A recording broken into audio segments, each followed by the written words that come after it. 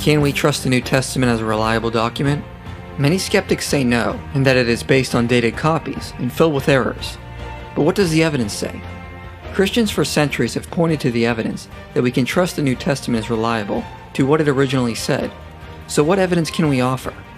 Well, when it comes to an ancient document, the more manuscripts we have, the better. That way there is more to cross-check for accuracy and identify changes that may have happened through the process known as textual criticism.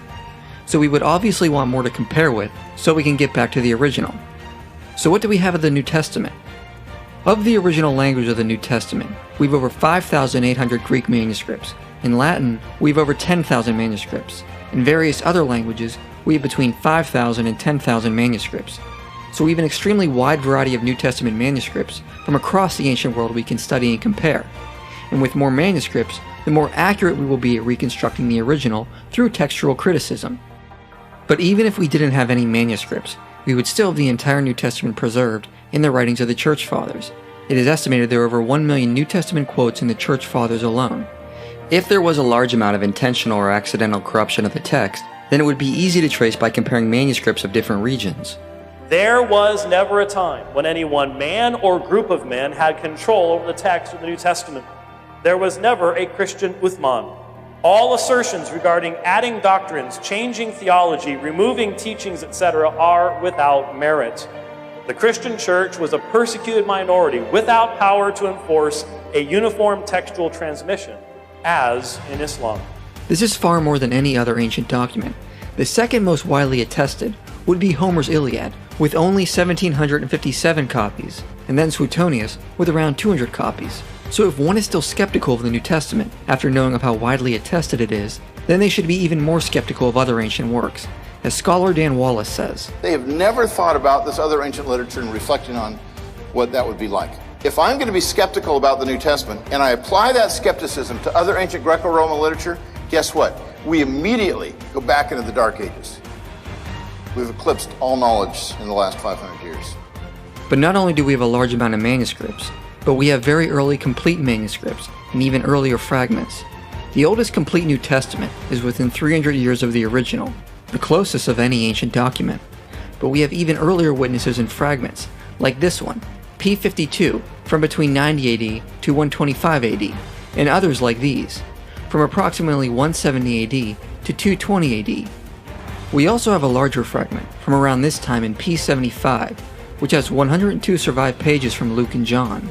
Comparing this to other ancient documents, the earliest copy of the Iliad is far off with 500 years from its original, and Suetonius is 800 years from its original.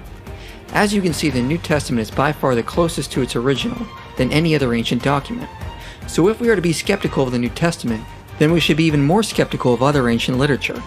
In fact, we have about a dozen fragmented manuscripts dating to around the 2nd century, which represent about 40% of the entire New Testament, and we have 120 manuscripts around 300 years from the original, which is incredible compared to other ancient documents.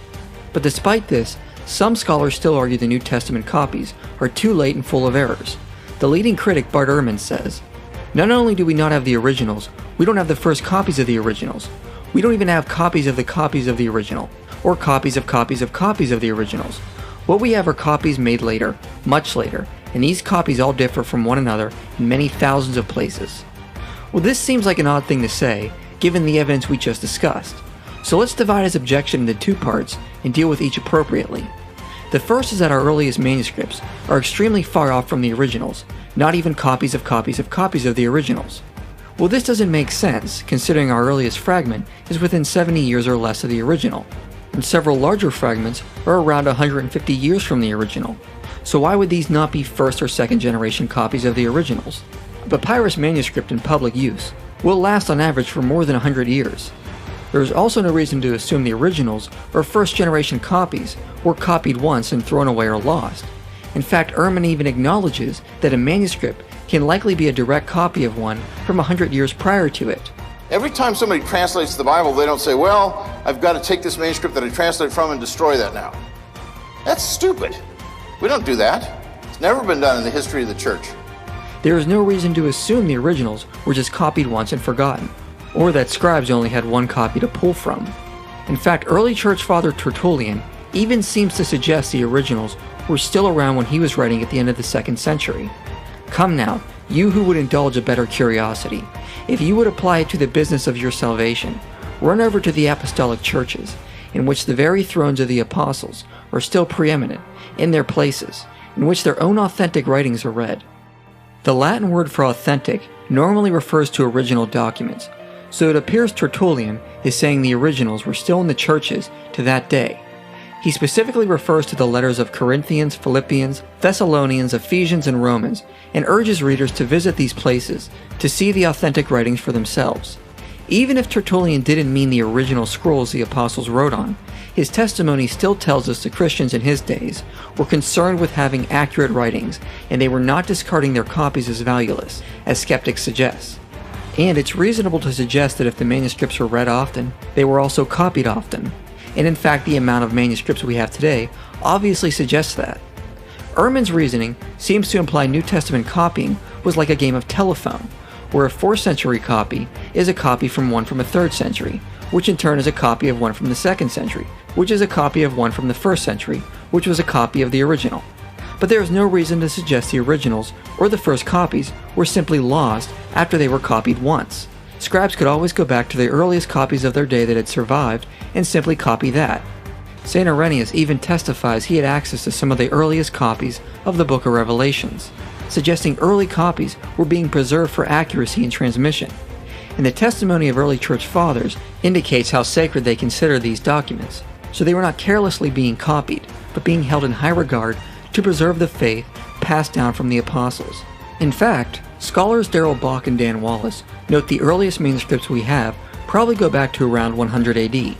Two of the oldest manuscripts we have, Papyrus 75 or P75 and Codex Vaticanus or B, have an exceptionally strong agreement, and they are among the most accurate manuscripts that exist today. P75 is about 125 years older than B, yet it is not an ancestor of B. Instead, B was copied from an earlier manuscript of P75. See the detailed work of C.L. Porter. The combination of these two manuscripts in a particular reading must surely go back to the very beginning of the 2nd century. So the idea that our copies are far too late doesn't stand up to evidence, and textual criticism demonstrates we are not too far off from the originals.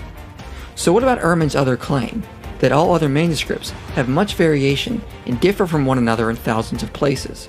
Ehrman and other skeptics will usually throw out the fact that there are 400,000 variants across New Testament manuscripts, which is in fact true. However, when you look at the details, this isn't a big deal. For example, the reason we have so many variants is because we have so many manuscripts. That would be expected with such a high number of manuscripts. But even with that, remember we have close to 6,000 New Testament Greek manuscripts, which comes to about 2.6 million pages of New Testament. If you do the math, that is one variant per 6.5 pages. Not really that much. Second, what kinds of variants are there? Well, 75% of them are simply spelling errors, which do not affect the meaning of the text. 15% are variation in Greek synonyms and transpositions, which cannot even be translated. About 9% do affect the meaning of the text, but they are from very late documents, and obviously resolved by looking at earlier manuscripts. Then, less than 1% do actually affect the meaning of the text and are from early manuscripts. But none of these variants actually challenge or affect essential Christian doctrines, as Bart Ehrman even admits. The position I argue for in misquoting Jesus does not actually stand at odds with Professor Metzger's position that the essential Christian beliefs are not affected by textual variants in the manuscript tradition of the New Testament.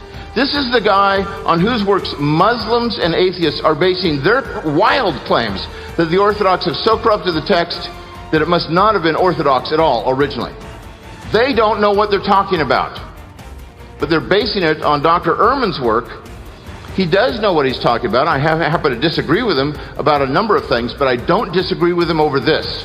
In fact, in our 3 debates, at the end of each debate, I say, by the way, I think you agree with me, Bart, that essential Christian beliefs are not affected by textual variants. And I put this screen up. He's never disputed it. He said it. It's in print. He can't deny himself. There is absolutely no evidence to suggest Christian doctrines are affected by variants in the manuscripts, and there is next to zero evidence to suggest we cannot get back to the originals. In fact, given all the evidence, there are only 40 lines of the New Testament unresolved by textual criticism, giving it an accuracy of 99.5%, which by far is the best of any ancient document, Now obviously, there is still debate over what a handful of passages were originally, and no Christian scholar argues we have exactly word for word what the original authors wrote. But in light of this evidence, we should also avoid radical skepticism that we can certainly never know anything of what the original authors wrote. It simply doesn't stand up to evidence. The overwhelming amount of scriptural passages aren't even debated, and there is no textual evidence that threatens the origins of essential Christian doctrines. So is the New Testament reliable? The obvious answer is yes, and we have barely scratched the surface of evidence. The onus is on the skeptic. The New Testament sets the standard in providing clear evidence of its trustworthiness. If that is not enough, is it possible the skeptic has set a standard that is unreasonable? And if so, why?